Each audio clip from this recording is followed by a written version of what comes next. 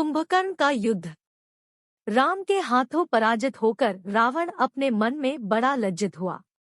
उसका अहंकार चूर चूर हो गया। राम को जैसा उसने समझ रखा था उससे वे कहीं बढ़कर निकले। उसके भीतर का बल थक गया। उसके बहुत से वीर मारे जा चुके थे। सेनापति प्रहस्त भी मारा गया।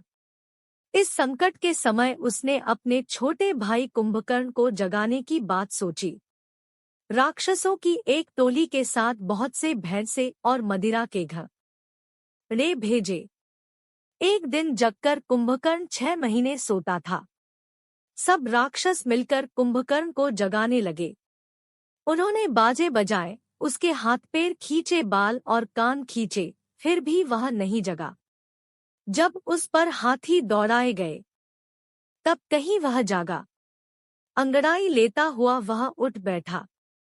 उठते ही उसने कई घड़े मदिरा पीकर बहुत सा कच्चा मांस खाया। तब कुंभकर्ण ने पूछा, मुझे किसने और क्यों जगाया है? मंत्री ने कहा, राक्षसेंद्र आपको याद कर रहे हैं। बड़ी देर से आपकी प्रतीक्षा में है। कुंभकर्ण रावण के पास पहुंचा और उसके चरणों में प्रणाम किया। फिर रावण से जगाने का कारण पूछा।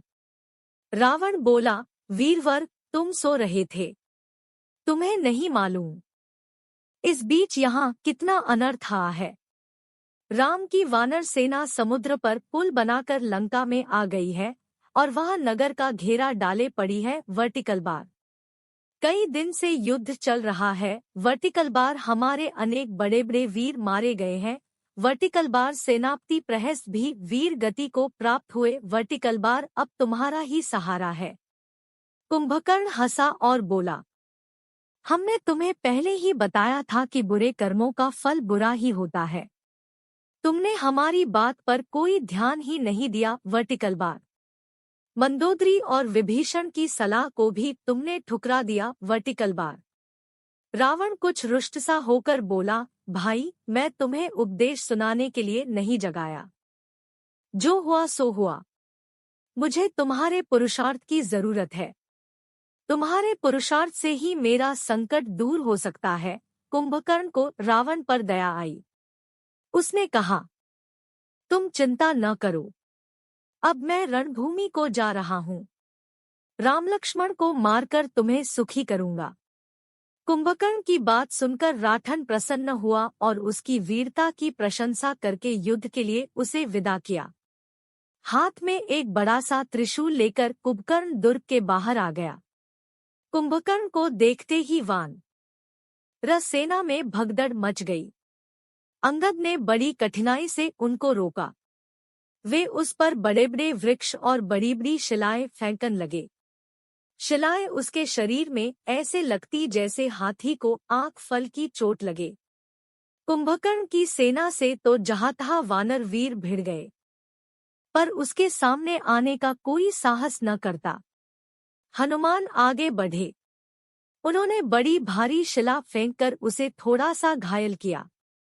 कुंभकर्ण ने अपने त्रिशूल से उनका हृदय फाड़ दिया। रक्त की धार बह निकली।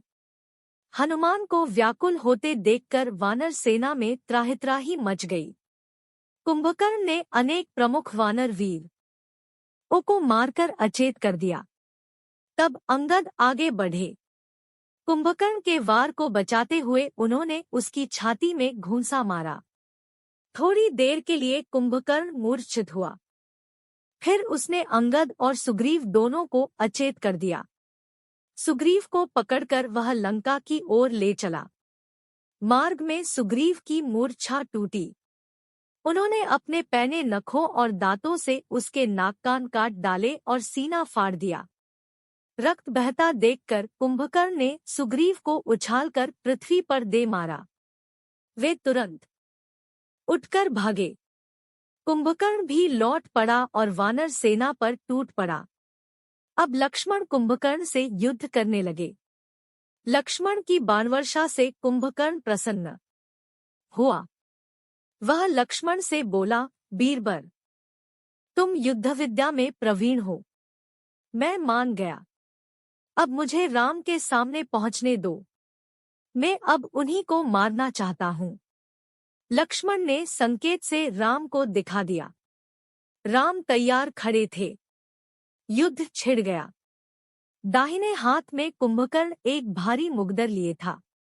एक दिव्य बाण चलाकर राम ने कुंभकर्ण का वह भुजा काट दी। भुजा के नीचे कितने ही वानर दब गए। तब बाएं हाथ से वृक्ष उखाड़कर कुंभकर्ण राम की ओर दौड़ा। दूसरी भुजा भी राम ने काट डाली। तब वह मुंह फाड़कर राम की ओर दौड़ा। राम ने उसके दोनों पैर काट डाले, फिर भी वह नहीं मरा। तब श्रीराम ने एक बाण से उसका सिर धड़ से अलग कर दिया। वानर सेना में श्रीराम की जय जयकार होने लगी। बची खुची राक्षस सेना लंका की ओर भाग गई।